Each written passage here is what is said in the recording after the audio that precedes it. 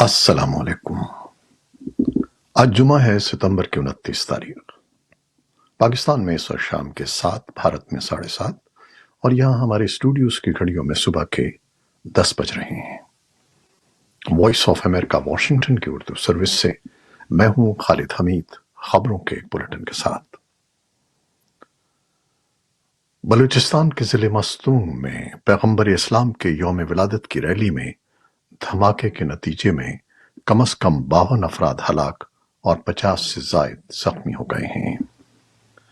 نگراں وزیر اطلاعات بلوچستان جان اچکزئی کے مطابق دھماکے کے بعد ریسکیو ٹیموں کو مستونگ روانہ کر دیا گیا ہے اور کوئٹہ کے ہسپتالوں میں بھی ایمرجنسی نافذ کر دی گئی ہے۔ مستونگ کے علاوہ جمعے ہی کو مبینہ عسکریت پسندوں نے خیبر پختونخوا کے جنوبی ضلع ہنگو کے علاقے دوابہ کے پولیس تھانے کی حدود میں واقع مسجد کو نماز جمعہ کی ادائیگی کے وقت خودکش حملے سے نشانہ بنایا۔ اس واقعے میں حکام کے بقول 5 افراد ہلاک جبکہ 1 درجن سے زائد زخمی ہو گئے۔ ہلاک اور زخمی ہونے والوں کی اکثریت کا تعلق پولیس فورس سے بتایا جاتا ہے۔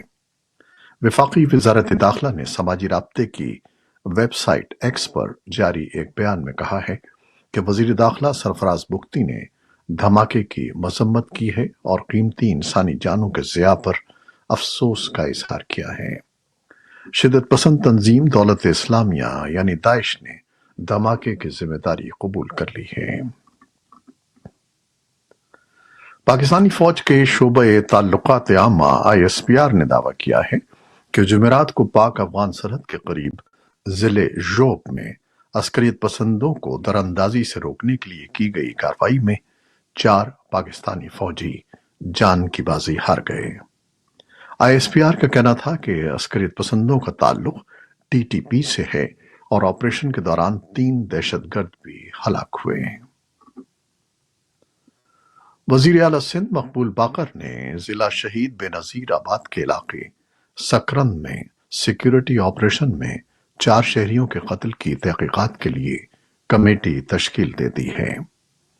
جمعرات کی شام پیش آنے والے واقعے میں سکرند تحصیل کے گاؤں میں سندھ رینجرز اور پولیس کے مشترکہ آپریشن کے دوران سیکیورٹی فورسز کی فائرنگ سے 4 افراد ہلاک اور متعدد زخمی ہو گئے تھے۔ سندھ رینجرز کے ترجمان نے ایک مختصر بیان میں دعویٰ کیا کہ آپریشن ہائی ویلیو ٹارگٹ کے خلاف کیا گیا تھا، جس میں شرپسندوں نے رینجرز کی ٹیم پر حملہ کیا، جس کے نتیجے میں 4 رینجرز اہلکار زخمی بھی ہوئے، تاہم اس حوالے سے کوئی اور تفصیلات جاری نہیں کی گئیں۔ صوبے بھر میں انسانی حقوق کے کارکنوں نے اس خونریزی کی مذمت کرتے ہوئے اس حوالے سے شفاف انکوائری کا مطالبہ کیا ہے۔ ماسکو فارمیٹ کا اجلاس جمعے کو روسی فیڈریشن تاتارستان جمہوریہ کے دارالحکومت قازان میں شروع ہو گیا۔ طالبان کے وزیر خارجہ امیر خان متقی نے دعویٰ کیا ہے کہ طالبان حکومت خطے میں عدم تحفظ کی سازش کو ناکام بنا چکی ہے۔ انہوں نے کہا کہ افغانستان میں حکومتوں کے قیام کے لیے غیر ملکی تیار کردہ فارمولے کام نہیں کر رہے اور عالمی برادری سے کہا کہ وہ طالبان کی موجودہ حکومت پر کام شروع کرے۔ انہوں نے سفارتی پروٹوکول کے ساتھ اپنا سفیر بھیجنے پر چین کی تعریف کی۔ افغانستان میں 29 ملین سے زیادہ لوگ، جن میں تقریباً 16 ملین بچے بھی شامل ہیں، اپنی بنیادی ضروریات پوری نہیں کر پا رہے ہیں، جس کی وجہ سے ہنگامی صورتحال پیدا ہو گئی ہے۔ یونیسیف نے افغانستان سمیت 6 ممالک کا نام دیا ہے جو ہنگامی صورتحال کا سامنا کر رہے ہیں۔ ترکی، پاپوا نیو گنی، پاکستان، جنوبی سوڈان، ہیٹی ان 5 ممالک میں شامل ہیں جہاں بچوں کو ہنگامی صورتحال کا سامنا ہے۔ امریکی حکام نے کہا ہے کہ وزیر خارجہ اینٹنی بلنکن نے بھارتی ہم منصب جے شنکر سے ملاقات کے دوران کینیڈین شہری ہردیپ سنگھ نجر کے قتل سے متعلق امریکہ کے سامنے تحفظات رکھے ہیں اور بھارت پر زور دیا ہے کہ وہ اس معاملے کی تحقیقات کے سلسلے میں کینیڈا کے ساتھ تعاون کرے۔ کینیڈین وزیر اعظم جسٹن ٹروڈو نے رواں ماہ کے آغاز میں الزام عائد کیا تھا کہ بھارتی نژاد کینیڈین شہری ہردیپ سنگھ نجر کے قتل میں بھارت کے ملوث ہونے کے شواہد ملے ہیں۔ بھارت نے بارہا اس الزام کی تردید کی ہے۔ بھارت کی جنوبی ریاست کرناٹک میں خشک سالی سے متاثرہ کسانوں نے ہمسایہ ریاست تامل ناڈو کے ساتھ دریا کے پانی کی تقسیم کے خلاف احتجاج کے لیے ہڑتال کا آغاز کیا ہے۔ پولیس نے تمام اسکولوں اور عوامی مقامات کو بند رکھنے کے ساتھ پرسکون رہنے کی تائید کی ہے اور متعدد مظاہرین کو حراست میں لے لیا گیا ہے۔ دونوں ریاستوں میں لاکھوں کسانوں کے درمیان پانی کی تقسیم کا یہ تنازع ایک دیرینہ قانونی جنگ بن چکا ہے۔ یوکرین کے صدر ولادیمیر زیلنسکی نے جمعرات کو اپنے روزانہ کے خطاب میں کہا کہ یوکرین اب بین الاقوامی جوہری توانائی ایجنسی کے بورڈ آف گورنرز کا رکن ہے اور وہ علاقائی جوہری اور تابکاری کی سلامتی کو یقینی بنانے کے لیے ہر ممکن کوشش کرے گا۔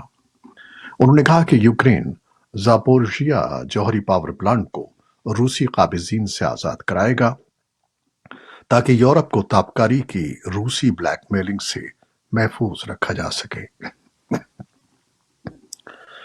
نیٹو کے سیکرٹری جنرل یانس اسٹالٹنبرگ نے جمعرات کو کہا کہ یوکرینی افواج شدید لڑائی کے بعد آہستہ آہستہ اپنی مقبوضہ زمین واپس حاصل کر رہی ہیں۔ انہوں نے کہا کہ وہ اتحادیوں پر مسلسل زور دے رہے ہیں کہ وہ مزید امداد فراہم کریں، دفاعی پیداوار میں اضافہ کریں اور یوکرین کو ہتھیاروں کی فراہمی کو تیز کریں۔ امریکی حکومت کا اتوار کو شٹ ڈاؤن ناگزیر نظر آ رہا ہے کیونکہ سینٹ اور ایوان نمائندگان میں اگلے 12 ماہ کے بجٹ کے حجم، روس سے لڑنے کے لیے یوکرین کے لیے جاری امداد، امریکہ میکسیکو کی سرحد پر امیگریشن کنٹرول اور سماجی بہبود کے حوالے سے غریب امریکیوں کی مدد کے لیے پروگرام پر اختلافات برقرار ہیں۔ ڈیموکریٹک کنٹرول والی سینٹ 7 ہفتوں کے فنڈنگ پلان پر کام کر رہی ہے جو حکومت کو نومبر کے وسط تک مکمل طور پر کھلا رکھے گا۔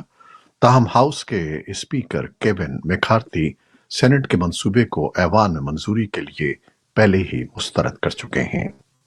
سرکاری ایجنسیوں نے جمعرات کی صبح کارکنوں کو مطلع کرنا شروع کر دیا کہ شٹ ڈاؤن ہو سکتا ہے۔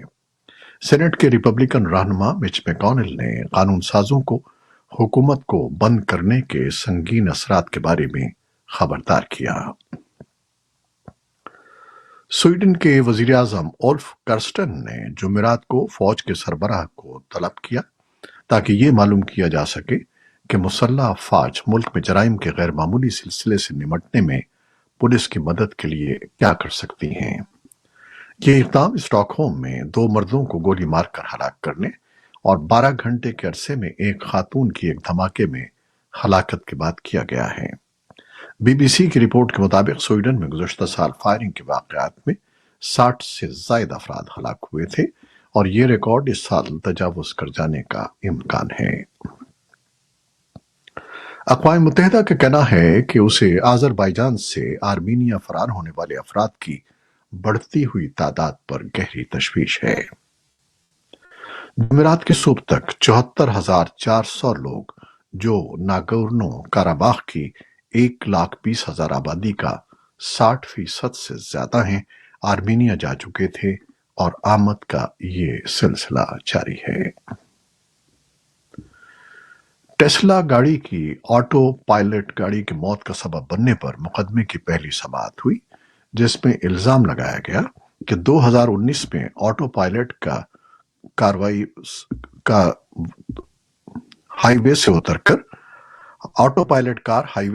کر ایک درخت سے ٹکرائی اور اس کا ڈرائیور ہلاک ہو گیا۔